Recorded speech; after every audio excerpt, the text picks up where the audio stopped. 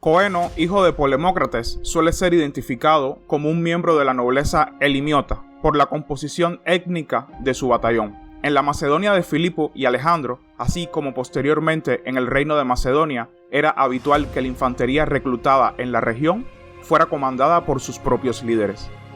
A Polemócrates, su padre, le habían asignado propiedades en la península calcídica, y Coeno también recibió tierras adicionales durante el reinado de Filipo, heredando estas tierras su propio hijo de nombre Pérdicas. El nacimiento de Coeno debería fecharse como muy tarde en el año 367. Su batallón se nombra por primera vez en el año 335 a.C., en una campaña militar cerca de Pelión. Coeno pudo haber comandado la infantería elimiota ya en los últimos años del reinado de Filipo. Coeno se casó con la hija de Parmenión, aunque por desgracia su nombre no se ha conservado, celebrándose la boda alrededor del año 335. Parece ser que su esposa era la viuda de Átalo, un general que Alejandro asesinó una vez que llegó al trono macedonio. A más tardar, a finales del año 333, su esposa dio a luz a su heredero Pérdicas. En la batalla del río Gránico, Coeno se situó en la derecha entre los batallones de Pérdicas y Amintas, es decir, en la segunda posición después de los hipáspitas. Posteriormente, en Isos y Gaugamela, ocupó la primera posición, sustituyendo a Pérdicas. Se sostiene que el desplazamiento de Coeno hacia el centro indica que éste tuvo un gran desempeño militar en algún otro momento antes de la batalla de Isos, distinguiéndose como uno de los mejores compañeros dentro del ejército macedonio. Pero no sabemos a ciencia cierta por qué Alejandro cambió el orden de los batallones. Después de la victoria del río Gránico, no se sabe nada de Coeno hasta que es enviado a casa junto con los recién casados a pasar el invierno. Esta fue también una misión de reclutamiento. En la primavera del año 333 se reunió con Alejandro en Gordio, con 3.000 soldados de infantería, 300 de caballería procedentes de Macedonia, 200 jinetes de Tesalia y 150 de caballería de Elea. En Isos, más adelante, en ese mismo año, su batallón fue acantonado junto al de los hipáspitas de Seleuco, pero no se sabe nada más de su papel en la batalla. En el asalto final a Tiro tuvo un gran papel desembarcando dentro de las murallas de la ciudad y distinguiéndose en la toma de la misma. En Gaugamela volvió a ocupar la primera posición a la derecha de la falange y fue herido por una flecha en los duros combates acaecidos en el centro de la batalla. En su prisa por llegar a Persépolis, Alejandro siguió la ruta más corta a través de las montañas, atravesando las puertas persas. Allí, el sátrapa Ariobarzanes bloqueó el avance del ejército de Macedonia hasta que los cautivos que tenía Alejandro en su poder le revelaron un camino para rodear a su enemigo. Una vez que quedó claro que Alejandro podía sortear al enemigo, Coeno, Amintas, Poliperconte y Filotas fueron los primeros en avanzar con sus fuerzas para tomar la ciudad.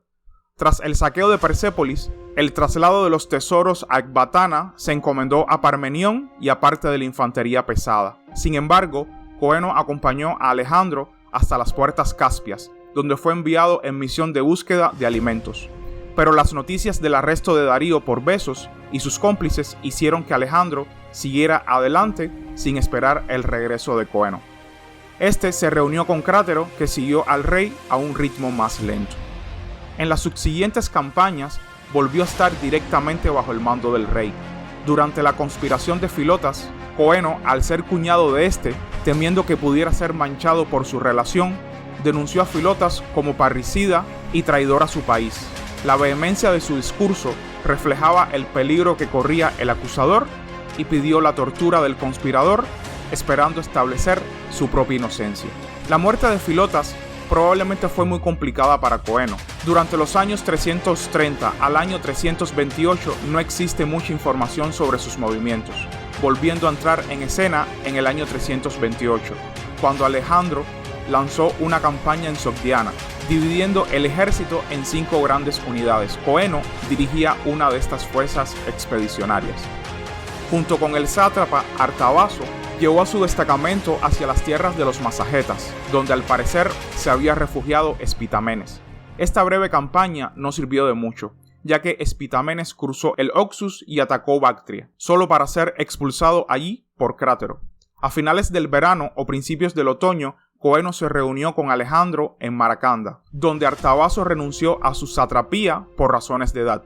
De allí que Coeno asistiera, sin duda, a la fiesta en la que Clito el Negro, designado para suceder a Artabazo, fue asesinado por el rey. Al acercarse el invierno, Coeno permaneció en Sogdiana con el nuevo sátrapa de nombre Amintas, junto con 2 batallones de falange, 400 soldados de caballería de compañeros y caballería ligera griega con órdenes de defender el territorio contra Espitamenes y sus masagetas.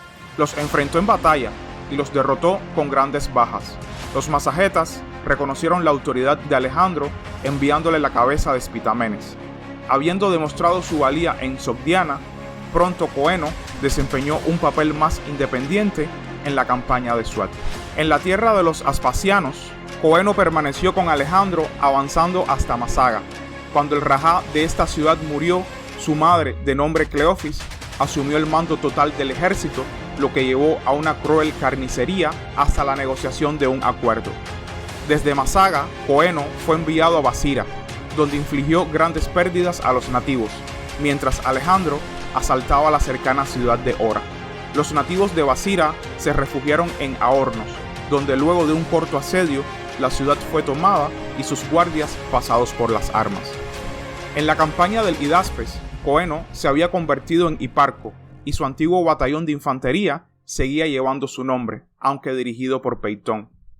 Antes de la batalla con Poros, Coeno fue enviado de vuelta al Indo para desmantelar las naves y transportarlas por tierra.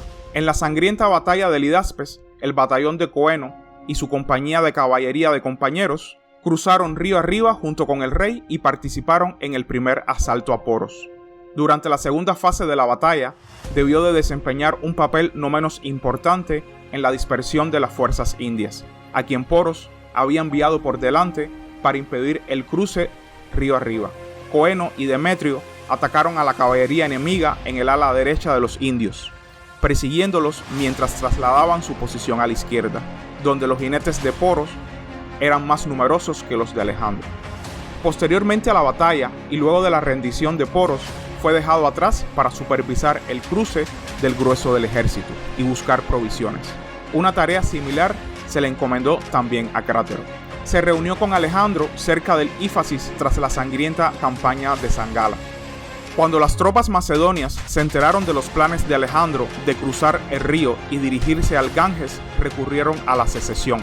Coeno se enfrentó al rey y dio voz a las preocupaciones de los soldados. Durante su discurso, el general macedonio le recordó al rey los sufrimientos y pérdidas del ejército, su deseo de ver la patria y a sus seres queridos, la necesidad de encontrar tropas nuevas y más jóvenes para las nuevas expediciones y también apeló al mal estado de las tropas a nivel de equipamiento. Alejandro de mala gana accedió y dio por finalizada la expansión macedonia hacia la India. Coeno moriría poco después, en el año 326, por una enfermedad contraída en la India.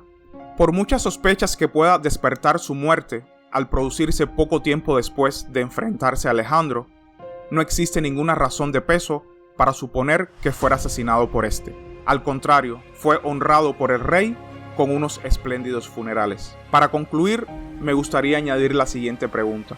En el dado caso de que Coeno hubiera estado vivo a la muerte de Alejandro, ¿qué bando hubiera elegido? ¿El grupo separatista o los generales que abogaban por la unidad del imperio? Y hasta aquí el video de hoy, espero que les haya gustado y suscríbanse para más contenido relacionado con historia antigua e historia de Macedonia. Hasta la próxima.